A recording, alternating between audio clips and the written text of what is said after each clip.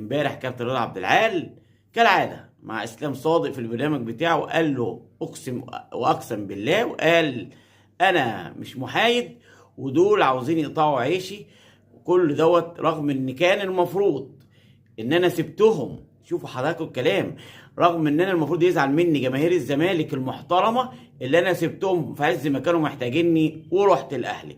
يعني كمان بيعترف ان هو ساب الزمالك مش لغرض، لكن لغرض الماده، زي ما اي حد ممكن بيحاول ان هو يأمن مستقبله ويروح نادي تاني. لكن عند الكابتن رضا عبد العال الامر مختلف.